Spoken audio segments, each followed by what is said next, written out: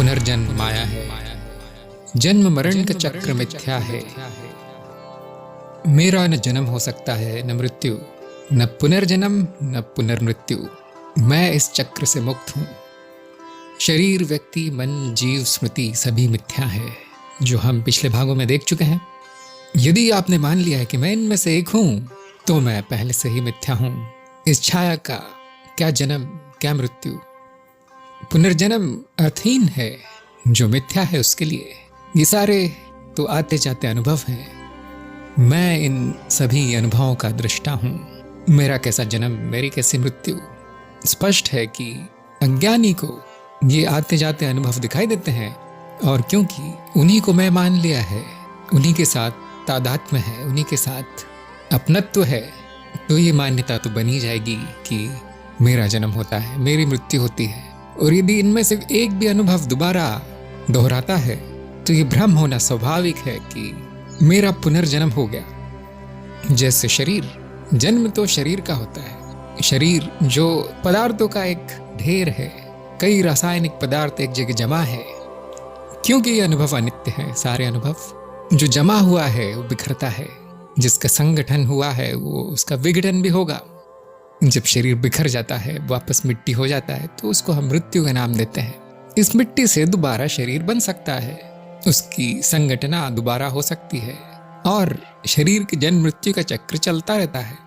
जैसे पेड़ से पत्ते गिरते हैं, वो पत्ते सड़ते हैं और खाद बन जाते हैं। उसी खाद से नए पौधे, घास उगती है, नए पेड़ बनते हैं। ये चक्र की तरह चलता रहता है। क्या हम कहेंगे कि पेड़ की पत्तियों का पुनर्जन्म घास के रूप में हो गया? क्या वहां पर ऐसा कुछ है जो स्थायी रहा हो? जो मूलभूत तत्व है, पदार्थ है, वो तो वैसा ही रहता है, अलग अलग रूप लेता है।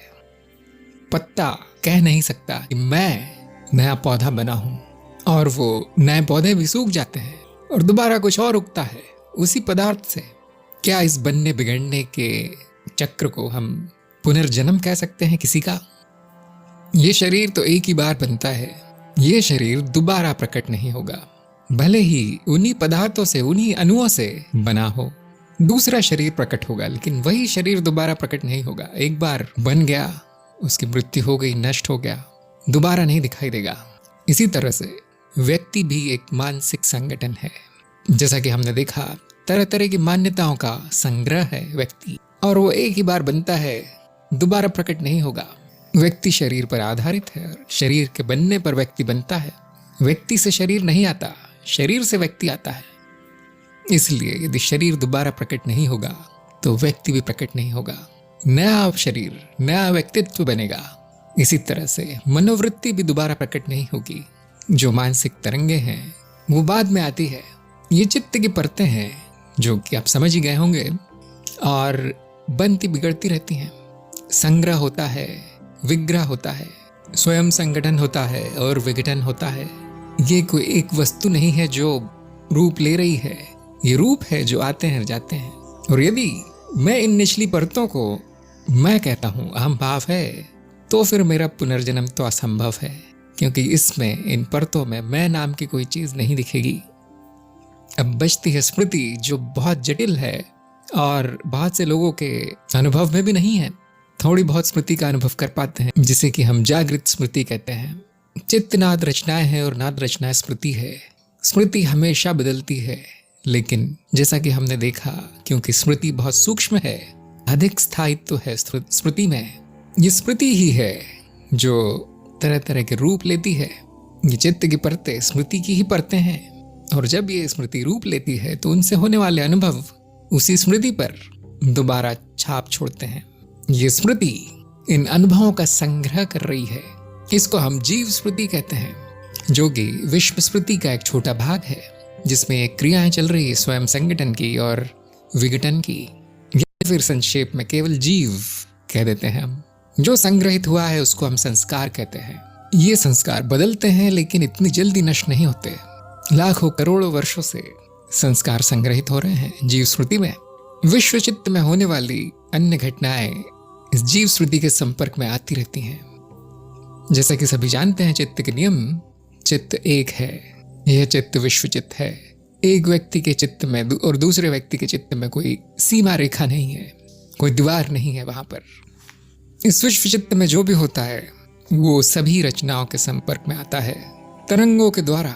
जैसे पानी की सतह है, एक जगह जो तरंग चल रही है वो दूसरी जगह पहुंच जाती है, कोई सीमाएं नहीं है पानी की सतह पे।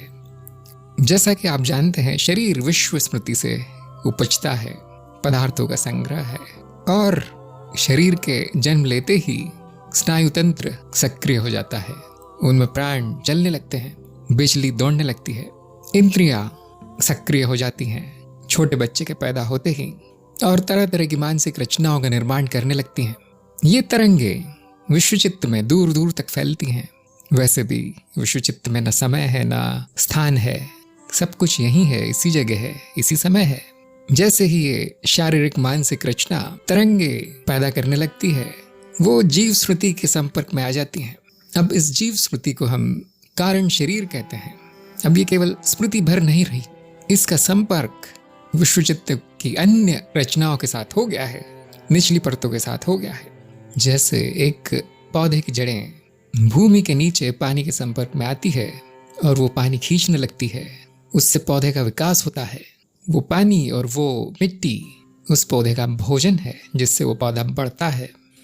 इसी तरह से जीव स्मृति का शरीर और मानसिक रचनाओं के साथ संपर्क होते ही उसको अनुभव मिलने लगते हैं, जगत के अनुभव, जागृत अवस्था के अनुभव, और ये अनुभव ही उसका भोजन है। कारण शरीर इन अनुभव से बढ़ता है, अनुभवों को संग्रह करने लगता है। जैसे जैसे शरीर की आयु बढ़ती है, निचली परतें स्थापित होने लगती हैं। उस छोटे बच्चे के रूप में कारण शरीर का संपर्क इस रचना से पक्का होने लगता है। अब कारण शरीर की तरंगे भी इस शरीर को प्रभावित करने लगती है, इस मन को प्रभावित करने लगती है, और अब छोटे बच्चे में कुछ गुण दिखाई देना आरंभ हो जाते हैं। और जो भी ये शरीर कर रहा है, जो भी इंद्रियों से देखा सुना जा रहा है, जो भी अनुभव हो रहे हैं जीवन के, वो कारण शरीर में संग्रहित होने लगते हैं। कारण शरीर बढ़ने लगता है और वहां पर जो संग्रहित है वो नीचे की तरफ बहता है और थोड़ा बहुत इस जीवन में प्रकट होने लगता है। उदाहरण के लिए हो सकता है कि उस कारण शरीर में क्रोध के अनुभव भरे हों। ऐसा लगता है इस छोटे बच्चे में भी क्रोध बहुत अधिक है। हो सकता है उस कारण शरीर में कुछ आदतें भरी हो, वही आदतें यहाँ प्रकट होने लगती है इस शरीर में, जिससे उसका संपर्क हुआ है। जो पुरानी स्मृति है उसके प्रभाव दिखाई देने लगते हैं। जब वो बच्चा थोड़ा और बड़ा होता है, 10-12 वर्ष की आयु तक पहुंच जाता है, तो कारण शरीर से वासनाओं का प्रवेश शरीर में होने लगता है। एक व्यक्तित्व प्रकट होता है और कभी कभी ऐसा भ्रम होता है कि कोई पुराना व्यक्ति दोबारा आ गया है, जबकि सत्य यह है कि स्मृति के बचे खुचे कण हैं, स्मृति की बची खुची तरंगे हैं जो दोबारा इस भौतिक शरीर को प्रभावित कर रही हैं, जो दोबारा इस मन को प्रभावित कर रही हैं। जैसा कि सभी जानते हैं, करोड़ों शरीर हैं और करोड़ों कारण शरीर हैं, अनंत संख्या में जीव स्मृतियां हैं। तो प्रश्न ये उठेगा कि ऐसा कैसे संभव है कि एक कारण शरीर किसी एक विशेष शरीर के साथ ही संपर्क करेगा? ये कौन करता है? ये संपर्क कौन बना के देता है? क्या शरीर ऊपर जाकर कारण शरीर के साथ संपर्क करता है कि तुम मेरे कारण शरीर हो? ये कारण शरीर देख सकता है नीचे क्या हो रहा है, इस भौतिक जगत में क्या हो रहा है, और क्या वो चुन सकता है एक शरीर को कि हाँ, अब आज के बाद ये मेरा शरीर होगा, इस शरीर को मैं नियंत्रित करूंगा? क्या कारण शरीर ऐसा सोच सकता है? ये भौतिक शरीर और उसकी क्रियाएं निर्जीव है। उनमें जो बुद्धि है वो थोड़ी बहुत है कि जीवित कैसे रहना है, चलना फिरना कैसे है, खाना कैसे पचाना है, सांस कैसे लेनी है, इतना बस इस शरीर के वश में है, उसकी और कोई बुद्धि नहीं है। कारण शरीर तो स्मृतियों का एक संग्रह है, उसमें वृत्तियां चलती है लेकिन वासनाओं के रूप में चलती है। ये वासनाओं की तरंगे वो भेजता रहता है, बस इसके सिग्नल सारे विश्वचित्त में फैलते रहते हैं। वहां पर कोई और बुद्धि नहीं है, कोई और विवेक नहीं है कि किस शरीर के साथ संपर्क करना है, क्योंकि सभी शरीरों के संकेत उसे मिल रहे हैं। तो जिन लोगों ने चित्त के नियम का भाग देखा होगा वो अंदाजा लगा सकते हैं कि एक कारण शरीर एक भौतिक शरीर के संपर्क में तब आएगा जब वहां वासना पूर्ति की अधिक संभावना हो, जब संस्कार मिलते जुलते हों, इसे हम कर्षण का नियम कहते हैं। जो जैसा होता है उसी तरह की संगत की ओर आकर्षित होता है। ये नियम तो आपको भौतिक जगत में भी दिखेगा। ये नियम सारे विश्व चित्त में लागू होता है। ये भौतिक शरीर जिस अवस्था में होगा, जिस परिवार में होगा, जिस तरह के समाज में होगा, वो निर्धारित करेगा कि उसकी तरफ कौन सा कारण शरीर आकर्षित होगा। तरंगे तो सभी को भेजेगा, लेकिन उसका संपर्क उसी कारण शरीर से बनेगा जो उसका अनुरूप है। ये प्रक्रिया आपने आपके सामाजिक जीवन में देखी होगी। एक धनवान व्यक्ति के साथ संपर्क करना चाहता है या अपने से अधिक धनी व्यक्ति के साथ संपर्क करना चाहता है, गरीबों के साथ नहीं दोस्ती करता। इसी तरह से एक बुद्धिमान व्यक्ति बुद्धिमान संगत चाहता है, बुद्धिमान मित्र चाहता है, मूर्खों के साथ नहीं रहना चाहता। एक सुंदर स्त्री सुंदर पुरुष चाहती है, बंदर नहीं। एक शक्तिशाली व्यक्ति शक्तिशाली व्यक्तियों के साथ उठता बैठता है। एक अपराधी प्रवृत्ति का व्यक्ति अपराधियों के साथ पाया जाता है, उसको अच्छे लोग नहीं पसंद आते। ये कर्षण का नियम है। जहाँ गंदगी होती है वहाँ कीड़े पैदा होते हैं, जहाँ अच्छी जमीन होती है वहाँ फसल पैदा होती है, फूल पैदा होते हैं, फल पैदा होते हैं। ये बहुत प्राकृतिक नियम है, सभी जानते हैं कर्षण का नियम। और इसी नियम से भौतिक शरीर और कारण शरीर का संपर्क निर्धारित होता है। कोई निर्धारण करने वाला नहीं है वहाँ, कोई व्यक्ति नहीं है जो बैठकर निर्धारित करता हो कि हाँ ये इस शरीर के साथ मैं संपर्क करना चाहूँगा। ऐसा कुछ नहीं होता। बहुत स्वचालित प्रक्रिया है, मशीन की तरह है। यहाँ कोई स्वेच्छा करने वाला नहीं है, अपने आप होता है। पहले संपर्क हो जाता है, उसके बाद व्यक्तित्व उभरता है। व्यक्तित्व जगत परिस्थितियों का और कारण शरीर के गुणों का मिश्रण होता है। यदि कारण शरीर बहुत शक्तिशाली हो, बहुत पुराना हो, तो अधिक प्रभाव डाल सकता है इस भौतिक शरीर पर, मन पर, और तब वो व्यक्तित्व, पुराना व्यक्तित्व बहुत स्पष्ट रूप से उभर कर आता है। आपने देखे होंगे कई छोटे बच्चे बचपन से ही बड़े कलाकार दिखाई देने लगते हैं। किसी छोटे बच्चे में बहुत अधिक क्षमताएं होती हैं, योग्यताएं होती हैं। कोई छोटा बच्चा बहुत अच्छे परिवार में होते हुए भी, शिक्षित परिवार में होते हुए भी मूर्ख निकलता है, व्यभिचारी निकलता है, अपराधी निकलता है। ये इसीलिए है कि कारण शरीर भारी पड़ गया है इस परिस्थितियों पर। यदि कारण शरीर कमजोर है, नया है, अधिक संग्रह नहीं है, वहाँ पुराने संस्कारों का भार नहीं है, तो व्यक्ति को उसका पालन पोषण, उसके माता पिता, उसका समाज प्रभावित अधिक करता है। और ये संस्कार वापस कारण शरीर पर छपने लगते हैं। उसका व्यक्तित्व निर्धारण परिस्थितियां करती हैं, संस्कार नहीं। एक आम आदमी के लिए 50% परिस्थितियां, 50% संस्कार। आप मान के चलिए ऐसा होता होगा। और क्योंकि यहाँ कोई जागृति नहीं है, यहाँ कोई चेतना नहीं है, ये प्रक्रिया दोहराती रहती है। ये प्रक्रिया लाखों करोड़ों बार होती है और ये जीव स्मृति इस चक्र में बंध जाती है। ये बंधन बहुत शक्तिशाली होते हैं। जिस तरह से पानी हमेशा गड्ढे की तरफ ही बहता है, वहीं जमा होना चाहता है, उसी तरह से एक कारण शरीर अपने ही स्वभाव वाले भौतिक शरीर की ओर आकर्षित होता है, वहीं संपर्क बनाता है। यदि वहां एक विशेष तरह के पक्षी के संस्कार संग्रहित हैं, तो बहुत अधिक संभावना है कि उसका संपर्क ठीक उसी तरह के पक्षी के शरीर के साथ हो। इसी तरह से मनुष्य के संस्कार वाले कारण शरीर का संबंध मनुष्य के शरीर के साथ होता है। यहाँ तक कि यदि पुरुष के रूप में संस्कारित हो, तो वो पुरुष के शरीर के साथ ही संबंध स्थापित करेगा, स्त्री के नहीं। और इतना भी देखा गया है कि किसी एक परिवार के संस्कार उस कारण शरीर पर गहरे पड़े हों, तो उस परिवार में जन्म लेने वाले छोटे बच्चे के साथ उसका दोबारा संपर्क स्थापित हो जाता है। जो आपके घर में नया जन्म हुआ है, वो आपके दादा परदादा, नाना नानी है। क्योंकि कारण शरीर मशीन की तरह है, उसको कुछ और दिखाई नहीं देता। वो इन संस्कारों में पूरी तरह से बंधा हुआ है। जब तक कोई बड़ी घटना नहीं घटती उस जीवन में, तब तक ये प्रक्रिया वृत्ति की तरह चलती है, दोहराती रहती है। एक कारण शरीर जिसमें बुरे संस्कार पड़ गए हों, वो हमेशा बुराई की ओर ही आकर्षित होगा।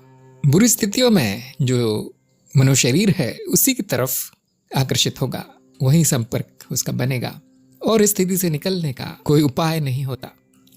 इसी तरह से एक आध्यात्मिक संस्कारों वाला कारण शरीर फिर से अज्ञान की तरफ नहीं जाएगा, उसका ज्ञानी समाज में, एक जागृत समाज में ही संपर्क स्थापित होगा। यह भी एक नियम की तरह है। एक बार जो कारण शरीर प्रगति कर जाता है वो बहुत कम देखा गया है कि पीछे फिसलता हो, वो आगे ही बढ़ता है, पीछे नहीं। और जो एक बार फिसल गया उसकी दुर्गति निश्चित है, फिर कोई चमत्कार ही उसको आगे बढ़ा सकता है, फिर कोई कृपा ही उस कारण शरीर को बचा सकती है अविकसित होने से। एक अच्छी बात यह है कि जीव स्मृति हमेशा एक जैसी नहीं होती, वो भी निरंतर बदल रही है, और इसी को हम विकास क्रम कहते हैं। जीव का विकास क्रम, जैसे जैसे विकास क्रम होता है कारण शरीर विकसित होता है और नए नए रूप धारण करता है। प्राकृतिक रूप से उसको करना तो वही है, अनुभव संग्रह करना है, संस्कार इकट्ठा करना है, यही उसकी वृत्ति है। जो उसके लिए उपयोगी है वो रूप धारण कर लेता है, जैसे उसके संस्कार कहते हैं, उस रूप की तरफ आकर्षित हो जाता है, उस जीवन के अनुभव इकट्ठा कर लेता है।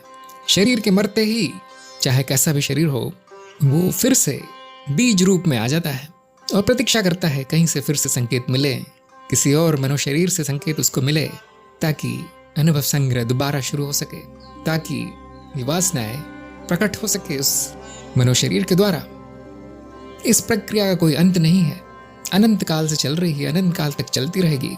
इसी को हम आवागमन कहते हैं। एक बड़ी अच्छी बात है कि जब विकास क्रम मनुष्य के रूप में पहुंच जाता है, जब मनुष्य शरीर से कारण शरीर का संपर्क हो जाता है किसी न किसी कारण से, और यदि वो मनुष्य ज्ञानी के संपर्क में आता है तो वहां मुक्ति की संभावना प्रकट होती है। तब ज्ञान के संस्कारों से ये अज्ञान दूर होता है कि मैं ये कारण शरीर हूं, मैं ये प्रक्रिया हूं, या मैं ये भौतिक शरीर हूं, आदि आदि। जैसे ही ये अज्ञान दूर होता है, जिसको हम आत्मज्ञान कहते हैं, वो जीव मुक्त हो जाता है। इसको हम जीवन मुक्ति कहते हैं। इसका अर्थ ये नहीं कि प्रक्रिया बंद हो जाएगी। जो विश्व चित्त में अनंत काल से चल रही है वो बंद नहीं होगी, वो पूरी होगी, और अंत में जो जीव स्मृति है, जो कारण शरीर है, वो विश्व चित्त में विलीन हो जाता है, विश्व चित्त की स्मृति हो जाता है, नष्ट नहीं होता। बूंद जब सागर में गिरती है तो वो नष्ट नहीं होती, वो मिल जाती है सागर से। उसको अब अलग से देखना संभव नहीं है, लेकिन है तो वहीं पानी के रूप में है। इसी तरह से कारण शरीर नष्ट नहीं होता कभी। मुक्ति का अर्थ कारण शरीर का नष्ट होना नहीं है, कारण शरीर का विलय होना है। और विलय भी क्या होगा, वो फिर से कोई ना कोई स्मृति के रूप में प्रकट होने लगता है। इस बार बड़ी स्मृति होती है, बहुत से जीवों के रूप में एक साथ प्रकट होने लगता है। आप अनुमान लगा सकते हैं कि जिस जगत में हम रह रहे हैं, जो विभिन्न शरीर, जीव, प्राणी, व्यक्ति, मनुष्य यहाँ पर दिखाई देते हैं, वो किसी बहुत बड़े कारण शरीर के रूप हैं। कभी कभी मैं इसे महाचित्त भी कहता हूँ, महास्मृति भी कहता हूँ, जो एक अति विकसित कारण शरीर मात्र है। हम सभी मनुष्य ऐसे महाचित्त की ओर विकसित हो रहे हैं। मुक्ति का अर्थ है मैं किसी भी तरह का शरीर नहीं हूं, मैं किसी भी तरह की रचना नहीं हूं, चाहे सूक्ष्म हो, चाहे स्थूल हो, चाहे ऐसी हो, चाहे वैसी हो, चाहे ये शरीर हो, चाहे वो शरीर हो, चाहे इतना बड़ा हो, चाहे इतना छोटा हो, मैं वो नहीं हूं। फिर जो होता रहे वो तो होता रहेगा। ये ज्ञान मुक्ति है, ये ज्ञान जीवन मुक्ति है। मैं जान गया हूं कि जन्म मरण के आते जाते अनुभवों का मैं अनुभव करता हूं, जो किसी भी तरह के आवागमन से परे है। मैं वो चैतन्य हूं